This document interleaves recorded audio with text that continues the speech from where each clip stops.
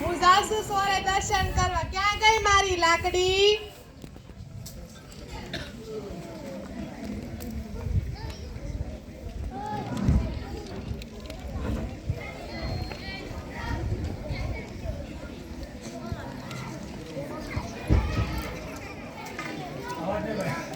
એ 1008 વાળા હવનું હારું કરજે ને અમાર ક્યાંથી શરૂ.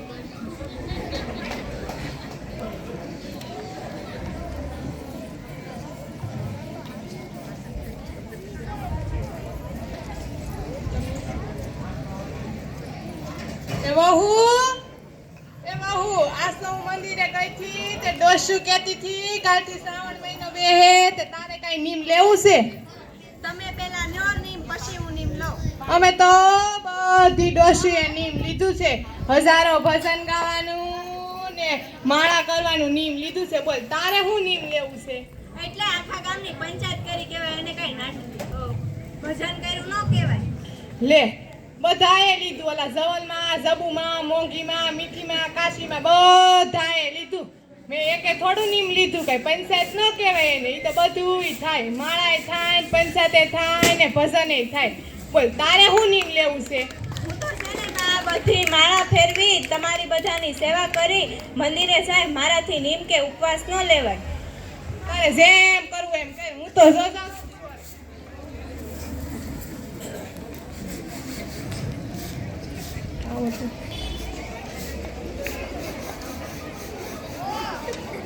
જય શ્રી કૃષ્ણ. બેહો માડી બેહો.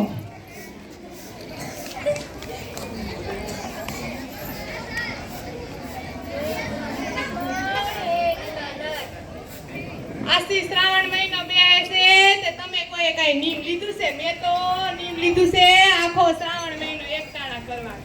હાલો બાયું ભજન. બાયું કૈસે ડોશીમાં તમે સાંભળો રે.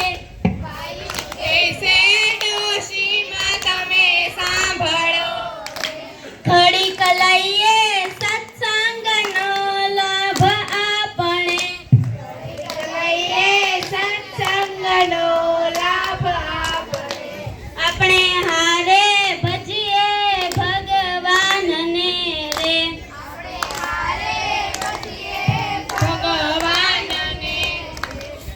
બાયું કૈસે બાપુ તમે સાંભળો રે. બાયું કૈસે બાપુ તમે સાંભળો રે. મારે ઘરે દૂધ દૂધાણ ઘણા દીકરા રે. મારે દૂધ દૂધાણ ઘણા દીકરા રે. સાંભળો ભાઈ.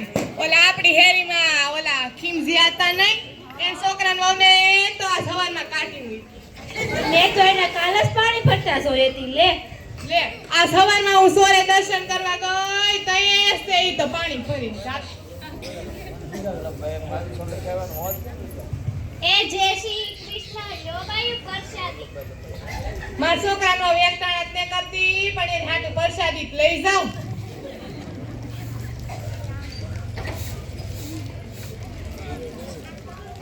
આપણે તો આપણું ઘર ભલું ને આપણે ભલા. સારું આવજો.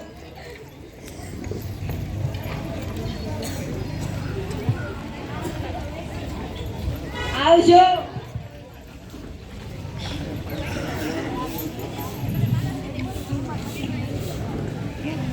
વહુ ખાવાનું તૈયાર થઈ ગયું હોય તો લાવ. આજ તો બહુ ભૂખ લાગી છે. શાક ને રોટલી આલે પ્રસાદ.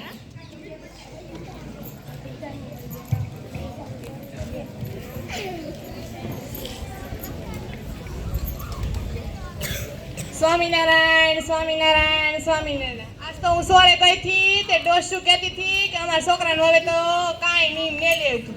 આજ તો શ્રાવણ મહિનાની અમાર થઈ છે. તારે કાંઈ નીમ લેવું છે કે નહીં? નહીં. ધાનના ધનેડા જેવી તને કાંઈ શ્રાવણ મહિનાનો મહિમા શાસ્ત્રમાં ખબર પડે છે કે નહીં?